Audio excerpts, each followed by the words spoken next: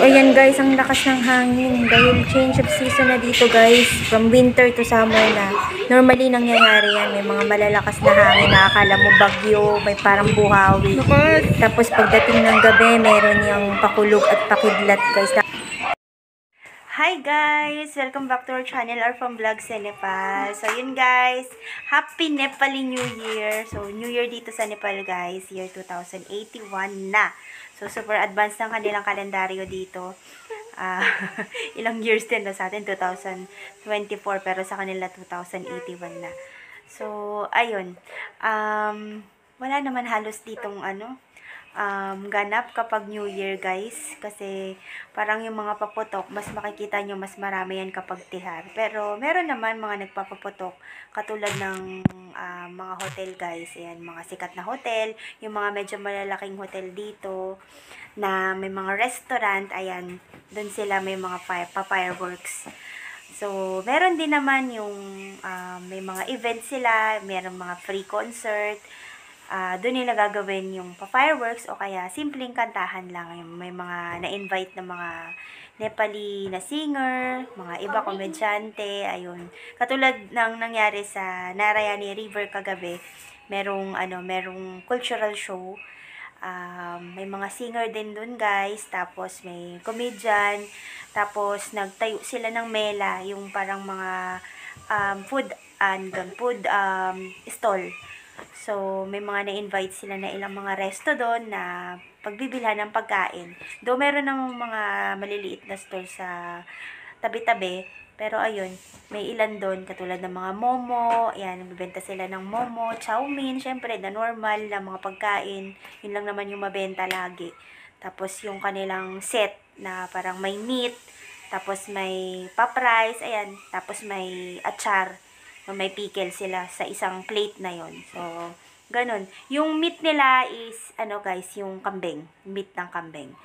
So, minsan yung yung mga intestine ng kambing, ayan, at saka yung pinaka-meat, yung laman. So, yun yung parang pinapry nila ng todo, guys, na may bawang, ganyan. Basta, masarap naman siya, guys. Masarap siya. So, ayun, dapat uuwi kami ng village guys, kasi nga New Year, ganun yung nakasanayan dito, na kapag malayo ka sa family, ayun, kailangan mo umuwi ng Mayta.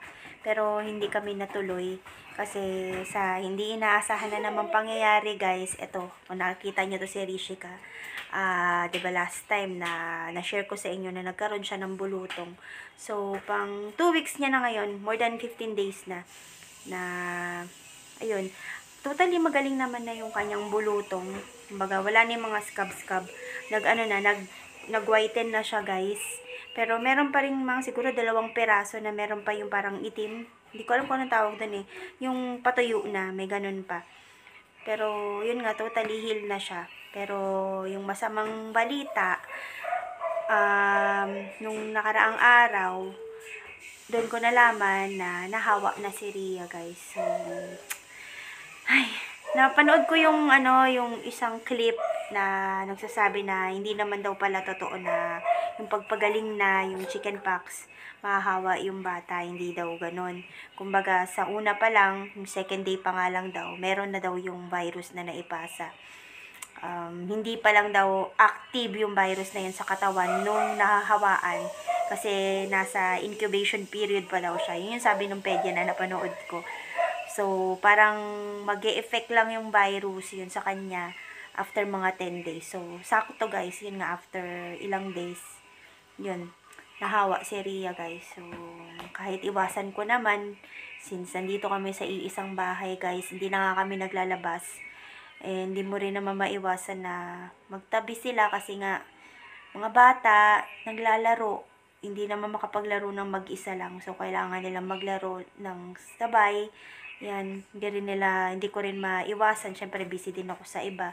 Minsan, pag sinasabi kong lumayo, hindi ko na rin nakikita. Yun pala, magkatabi na. So, ayun. Kala ko talaga yung immunity ni Ria is malakas, hindi na siya mahahawa. Kasi yun nga, nahawa. And mas nakakaawa, guys, kasi kay Rishika, hindi ganun. Meron man siyang blister, pero ilan lang yung mga malalaki lang. Tapos the rest, lalo sa mukha niya, sobrang liliit lang na hindi naman nagtubig. And kay Ria, yun yung medyo nakakaawa kasi yung mukha niya guys, yun yung napuruhan at saka yung kanyang katawan, likod at saka yung dito sa dibdib. Marami siya guys at saka talagang may tubig-tubig talaga, literal na bulutong tubig. So, ayun, ginagamot ko guys. Nagkalagnat na din siya nung pangalawang araw, nilagnat siya. Hindi naman mataas pero siguro part na din talaga yun na kapag nagkabulutong ka katulad kay Rishika, nilagnat din naman siya bago lumabas yung mga rashes niya. Pero kay Ria, lumabas muna bago siya nilagnat. So, ganun yung nangyari sa kanya. So, pangatlong araw ni Ria ngayon guys, naglalabasan pa rin. Madami pa rin yung lumalabas. Pero yun nga, yung iba medyo natutuyo na, yung iba pumutok na. Yun yung medyo makati talaga. Mahirap kasi mas maliit si Ria, mas maliit yung tolerance niya sa ganyan na pagkate at saka masakit. Unlike kay Rishika na kaya niyang tiisin.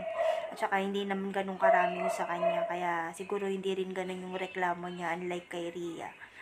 So, ayun, ginagamot ko naman guys, yan, may gamot siyang iniinom para sa kate, tapos yun nga yung calamine lotion, yan yung pinapahid ko sa kanya. Tapos yung mga matutuyo na meron akong ointment din. So, ayun, nice. Hindi pa pasukan dito guys, meron pa silang bakasyon, halos 15 to 20 days din yung naging bakasyon nila after ng exam. And sa 22, yun na yung start uli ng academic year dito. So, okay na din na nagkaroon siya ng walang pasok. Kaya lang, yun nga, hindi masyado na-enjoy yung bakasyon kasi may iniinda siyang sakit. Ay, so, yun, sana hindi naman ganun katagal yung, niya, pagpapagaling niya. Sana gumaling na agad, guys. Yun nga, matuyo na din agad. Kasi pahirap talaga sa kanya sa gabi. Medyo hindi siya makatulog ng maayos. Kaya tumatabi din ako talaga sa kanya. And sinatsaga ko na itapik-tapik kung saan yung makati sa kanya. Rio guys, yung face niya. Kung ano naman yung kinakunti kay Rishika, yun naman yung kinarami sa mukha niya. Tapos sa kamay niya marami din guys. Tsaka dito sa katawan niya at saka sa likod. Ay, naawa ako kasi makati daw. So, ito guys, dito sa Narayani River, merong event dito.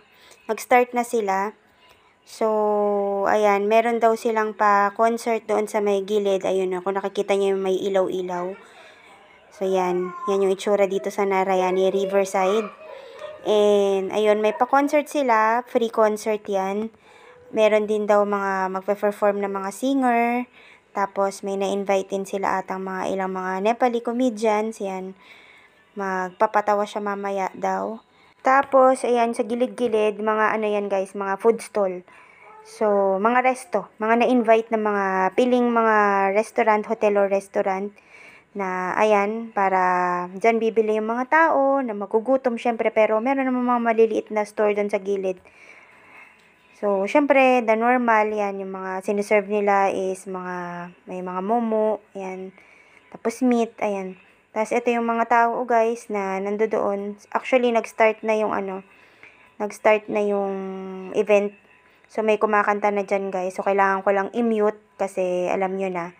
So, yan, 2081 na, year 2081. So, ayan yung mga taong nagsipuntahan. Dito nila i-spend yung New Year nila. Hindi ko alam kung may fireworks dito. Alam ko lang, ayan lang yung pa-concert. So, ayan, marami-rami na rin yung tao, and marami rin yung kinakanta ng singer, guys. So, di ko alam yung tugtog, pero ayan, masaya sila, nagsasayawan dyan. Bet na bet nila yung mga ganong tugtugan talaga. Walang nag-i-English song dyan, guys, puro Nepali yung lengguwahe nila. So, ayan, may parang pa-ice cream sila, guys, na parang kulfi yan. Made of, pure, milk. So, ayan na yung isang stall dito. Ayan, may pa-chowmin sila. So, para siyang yung alam niyo yung noodles niya na ginamit is yung noodles na yung parang nakapack, ganun. Parang chow-chow, yung wayway ba. Bali-wala yung meat, guys. Kumbaga, pure veg siya. So, onion, tapos konting cabbage. Ayan lang yung hinalo nila dyan. Tapos, ito naman yung set na sinasabi ko sa inyo. Ayan, yung merong meat ng kambing, tapos may atchar, meron ding radish, yan, kinat nila na radish, at saka yan yung buja.